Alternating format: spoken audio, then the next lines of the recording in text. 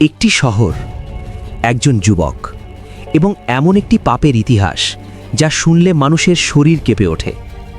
কিন্তু প্রশ্ন হচ্ছে, যে মানুষ সারা জীবন পাপে ডুবেছিল সে কি এক মুহূর্তে আল্লাহর কাছে ক্ষমা পেতে পারে? আরও বড় প্রশ্ন, একজন পাপিষ্ঠের তওবা কি পুরো সমাজকে বাঁচাতে পারে?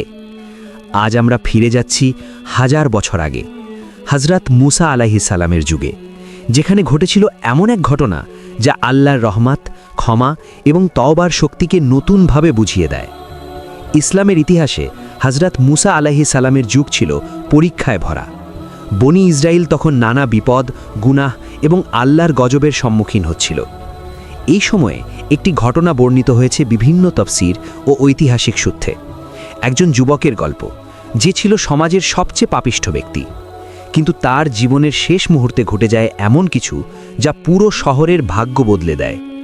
এই গল্প শুধু একটি কাহিনী নয়, এটি তওবার বাস্তব শক্তির প্রমাণ। এটি আমাদের শেখায় আল্লাহর রহমত কতটা বিস্তৃত। বনি ইসরায়েলের এক নগরী, দীর্ঘদিন ধরে সেখানে বৃষ্টি হচ্ছিল না। একদিন, দুদিন, 1 মাস, 2 মাস, ধীরে ধীরে বছর পেরিয়ে গেল, কিন্তু আকাশ থেকে এক ফোঁটা পানিও নামল না। ফসল শুকিয়ে গেল, গবাদি পশু মারা যেতে লাগল, মানুষের চোখে নেমে এলো হতাশা। তখন মানুষ হযরত মুসা আলাইহিস সালামের কাছে এলো।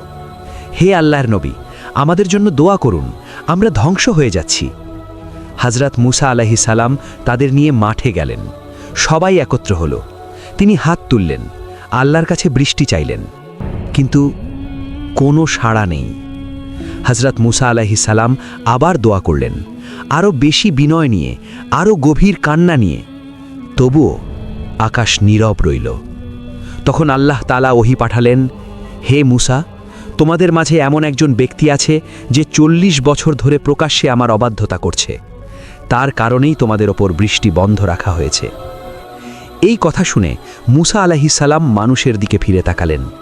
তিনি বললেন, তোমাদের মধ্যে একজন আছে যার কারণে আল্লাহ আমাদের দোয়া কবুল করছেন না।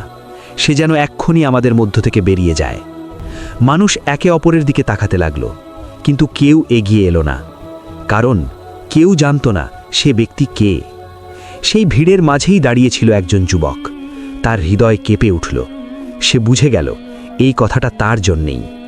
সে ছিল সেই ব্যক্তি যে 40 বছর ধরে আল্লাহর অবাধ্যতা করেছে, গোপনে নয়, প্রকাশ্যে। সে কখনো আল্লাহর কথা ভাবেনি, নামাজ পড়েনি, পাপকে জীবন বানিয়ে নিয়েছিল। কিন্তু আজ সব কিছু তার সামনে স্পষ্ট হয়ে গেল।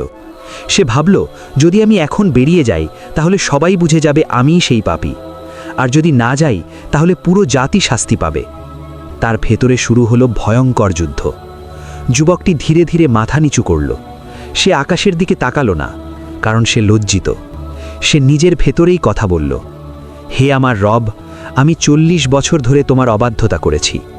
আজ যদি আমি মানুষের সামনে লজ্জিত হই তাহলে আমার অপমান হবে, কিন্তু যদি আমি তোমার কাছে ফিরে আসি তাহলে কি তুমি আমাকে ক্ষমা করবে? তার চোখ থেকে পানি ঝরতে লাগলো। সে কারো সামনে দাঁড়ালো না, কারো কাছে কিছু বলল না, শুধু তার হৃদয় দিয়ে বলল, হে আল্লাহ, আমি তওবা করছি, আমি সত্যি ফিরে আসতে চাই, আমাকে ক্ষমা করুন। 1 মুহূর্ত, 2 মুহূর্ত, তারপর আকাশে মেঘ জমতে শুরু করল। মানুষ অবাক হয়ে আকাশের দিকে তাকালো। কিছুক্ষণ পর বৃষ্টি নামল, প্রচণ্ড বৃষ্টি। মাঠ ভিজে গেল, মানুষ কাঁদতে লাগলো, আল্লাহর শুকরিয়া আদায় করতে লাগলো। হযরত মুসা আলাইহিস সালাম অবাক হয়ে গেলেন। তিনি আল্লাহকে জিজ্ঞেস করলেন, হে আল্লাহ, আপনি তো বলেছিলেন একজন পাপীর কারণে বৃষ্টি বন্ধ, কিন্তু সে তো এখনও আমাদের মাঝে আছে। তখন আল্লাহ বললেন, হে মুসা, যার কারণে বৃষ্টি বন্ধ ছিল তার তওবার কারণেই বৃষ্টি দিয়েছি। মুসা আলাইহিস সালাম বললেন, হে আল্লাহ, সে কে? আমি তাকে দেখতে চাই। আল্লাহ বললেন, আমি 40 বছর তার গুনাহ ঢেকে রেখেছি, আজ তার তওবার পর তাকে প্রকাশ করব। মুসা আলাইহিস সালাম নীরব হয়ে গেলেন। এটাই আল্লাহর রহমত। এই গল্প আমাদের একটি গভীর সত্য শেখায়, মানুষ যত বড় গুনাহগারী হোক, আল্লাহর দরজা কখনো বন্ধ হয় না। 40 বছরের পাপ, একটি সত্যিকারের তওবা, এটাই যথেষ্ট ছিল আল্লাহর রহমত পাওয়ার জন্য। আমরা প্রায়ই ভাবি, আমি এত পাপ করেছি, আমার কি আর ক্ষমা হবে? কিন্তু এই ঘটনা বলে, হ্যাঁ হবে, যদি তওবা সত্যিকারের হয়। আরও একটি শিক্ষা, আল্লাহ শুধু ক্ষমা করেন না, তিনি সম্মানও রক্ষা করেন। যে ব্যক্তি লজ্জায় কারো সামনে আসেনি, আল্লাহ তাকে সবার সামনে অপমান করেননি। আজ আমাদের জীবনে হয়তো আমরাও সেই যুবকের মতো গোপনে বা প্রকাশ্যে ভুল করছি, কিন্তু সুযোগ এখনও আছে। আজই, এই মুহূর্তে আপনি যদি আন্তরিকভাবে বলেন, হে আল্লাহ, আমি ফিরে আসতে চাই, তাহলে হয়তো আপনার জীবনেও বৃষ্টির মতো রহমত নেমে আসবে।